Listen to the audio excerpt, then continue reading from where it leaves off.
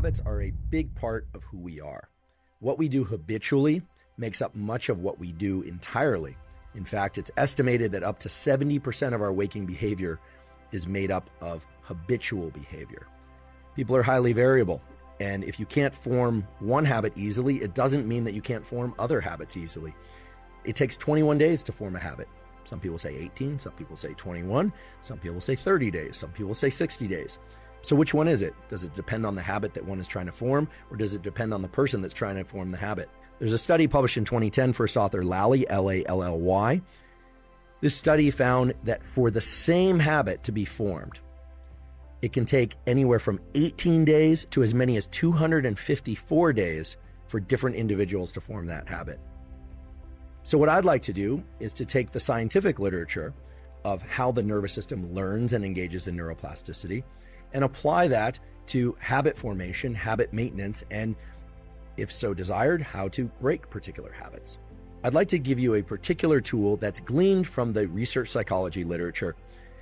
With each repetition of a habit, small changes occur in the cognitive and neural mechanisms associated with procedural memory. So I just want to talk for a second about what procedural memory is. In the neuroscience of memory, we distinguish between what's called episodic memory and procedural memory. Episodic memory is a recall of a particular set of events that happened, whereas procedural memory is holding in mind the specific sequence of things that need to happen in order for a particular outcome to occur. So think of it like a recipe or a protocol, or if, for the sake of exercise, it's like sets and reps, or a particular course that you're going to run or cycle, or the number of laps you're going to swim and how you're going to perform it. It's very clear that for anyone trying to adopt new habits, getting into the mindset of procedural memory is very useful for overcoming that barrier that we call limbic friction. How do you do that?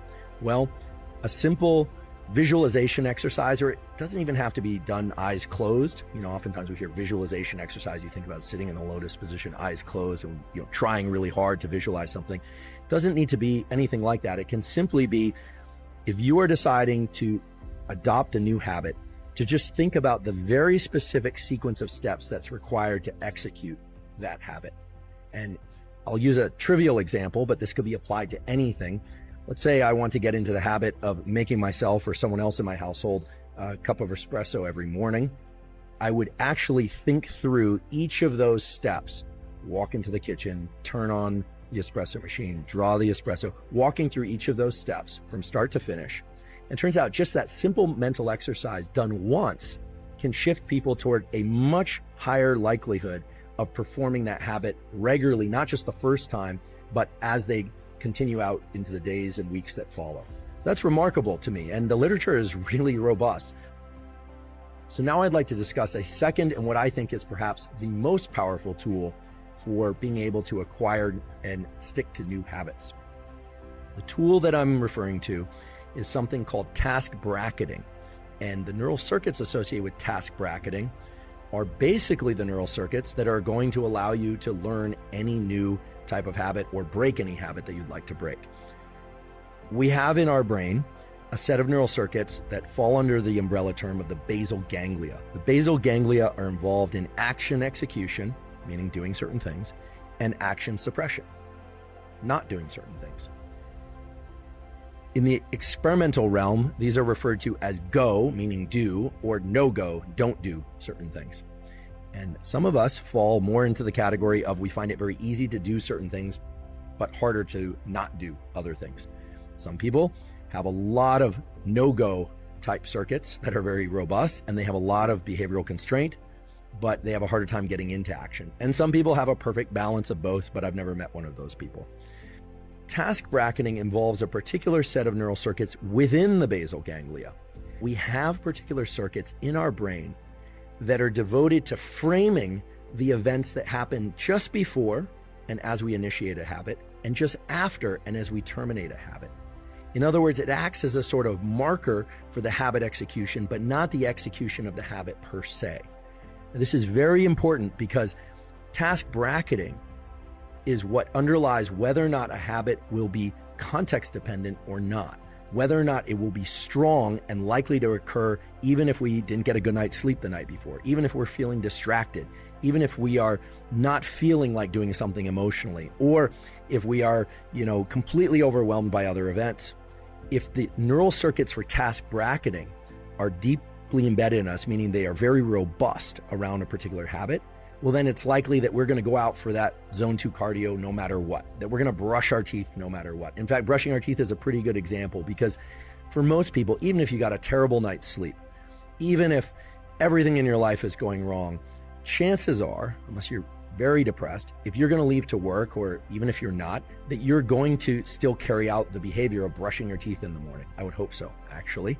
But you are probably less likely to perform particular habits that are not what you deem as necessary. But if you think about it, brushing your teeth, exercise, eating particular foods, maybe engaging socially in particular ways, you are the one that places any kind of value assessment on which ones are essential and which ones are negotiable.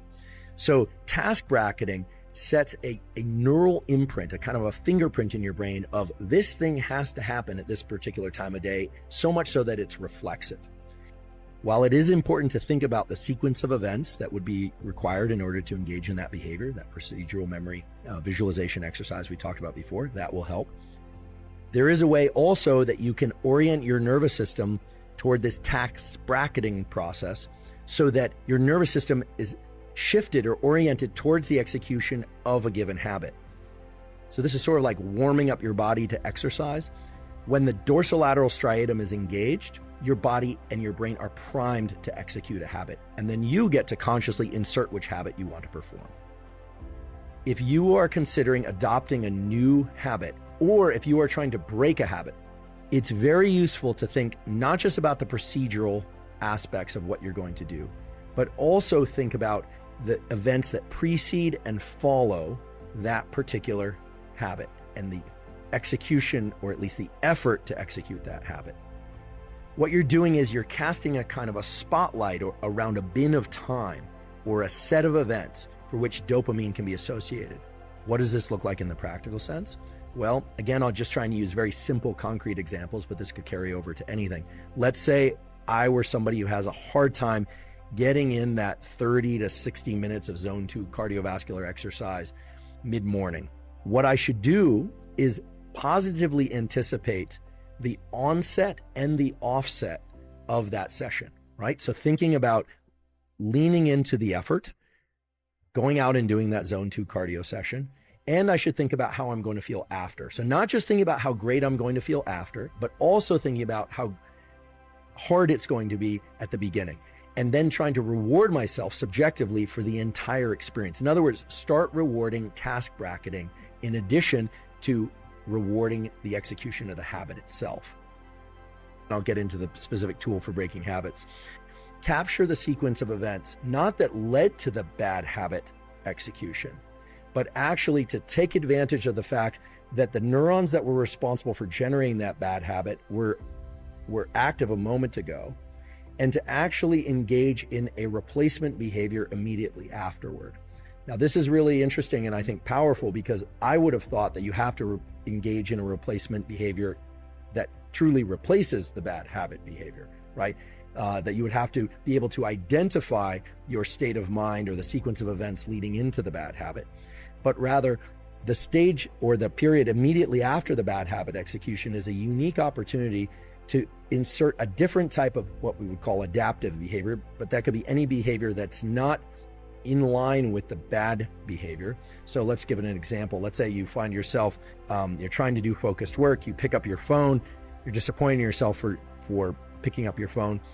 You could, of course, just put it down and re-engage in the work behavior. But if you were good at that, then you probably wouldn't have done it in the first place.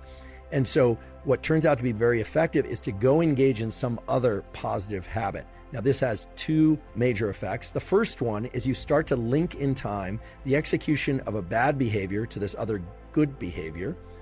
And in doing so, you start to recruit other neural circuits, other neurons that can start to somewhat dismantle the sequence of firing associated with the bad behavior. In other words, you start to create a kind of a double habit that starts with a bad habit and then ends with a good habit. And that seems to create enough of a temporal mismatch so that then recognizing when you're heading toward the bad habit becomes more apparent to you. So again, I want to make this very, very concrete. Let's say that the behavior is reflexively picking up one's phone. You do that, you think, oh goodness, I did it again. Here's what I'm going to do. You would set that down, and then you would engage in some other positive behavior that you've deemed positive. And here it's very subjective, so it's hard for me to give an example that will necessarily make sense to everybody. But perhaps you're working on hydration, so maybe you go have a glass of water. Maybe you are trying to do breath work or something. Maybe you are trying to enhance your language speaking skills, and so you go and you spend 5 minutes doing a particular type of language learning. You literally exit whatever you are doing and perform that other new positive habit in the immediate period right after that, even for a short period of time.